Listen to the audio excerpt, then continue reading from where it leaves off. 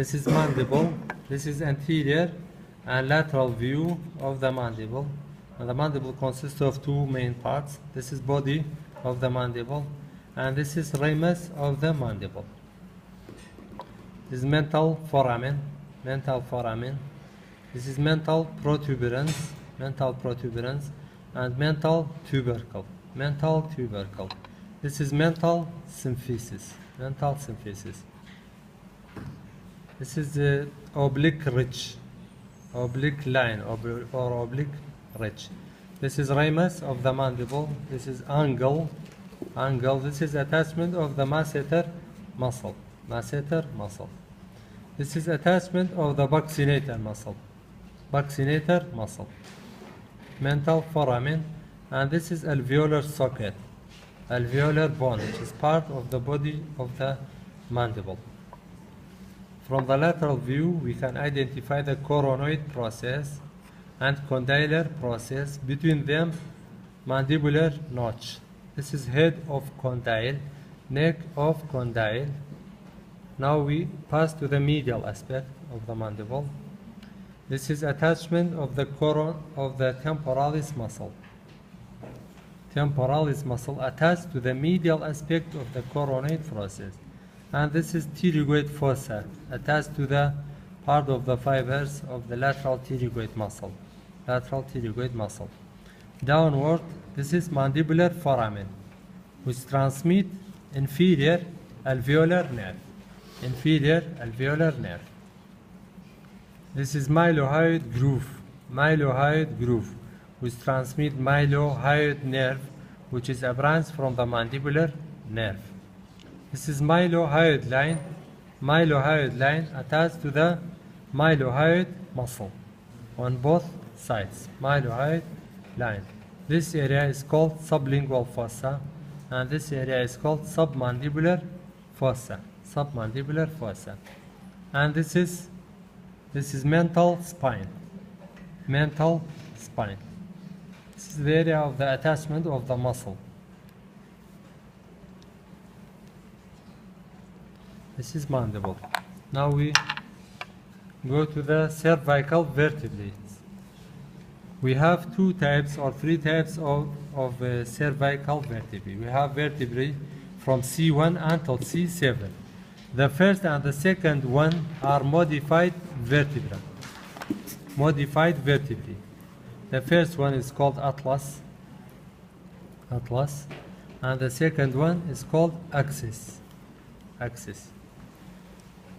The common features of the atlas vertebra has no body. It has no body. It has small anterior arch and small and large posterior arch. This is posterior arch. This is anterior arch. Anterior tubercle, posterior tubercle. On the posterior arch here, we have a groove for vertebral artery. This is groove for vertebral artery. This is superior articular facet. This is joined with the occipital condyle. Joined with the occipital condyle by the atlanto-occipital joint. Atlanto, it means from atlas. Atlanto-occipital joint. It allows the movement of the head over the neck. It allows the anterior and posterior movements, or front and back movements. This is lateral mass. It has no body. As we said, atlas has no body, but it has two. This is left and this is right lateral masses. Lateral masses. This is transverse process. Transverse process. Transverse foramen or foramen transversarium. Transverse process has anterior and posterior tubercles. Anterior tubercle and posterior tubercle.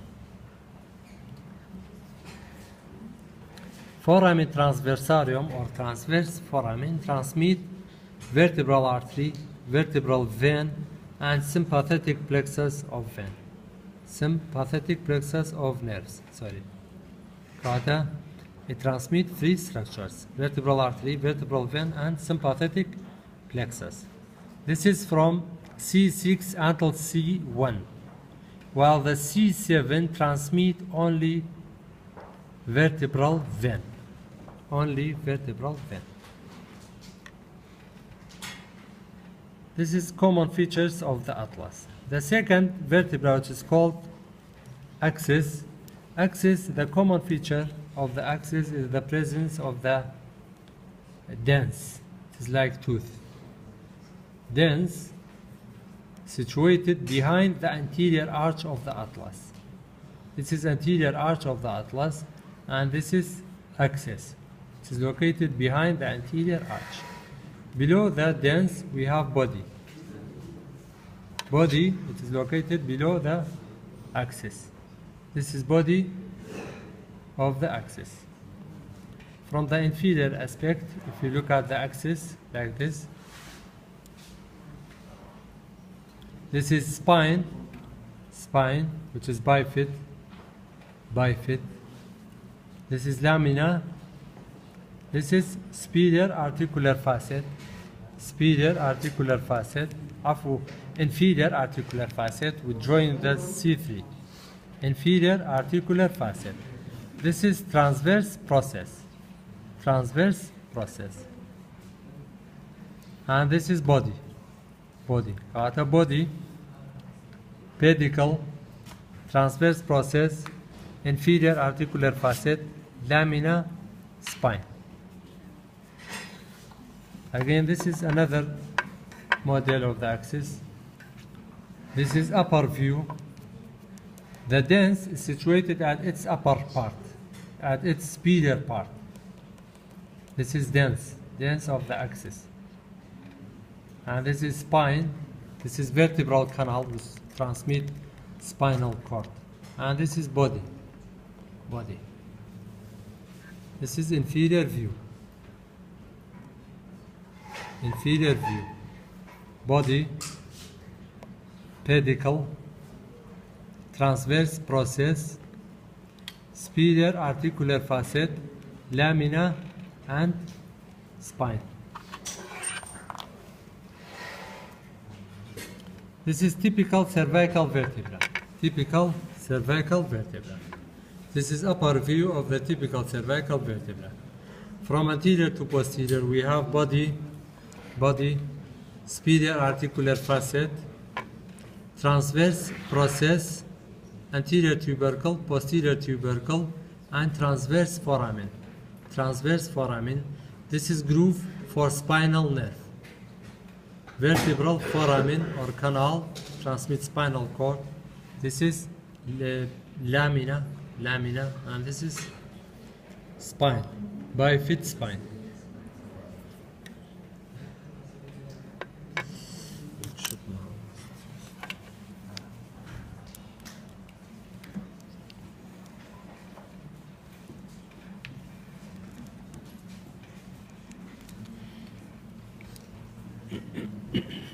This foramen between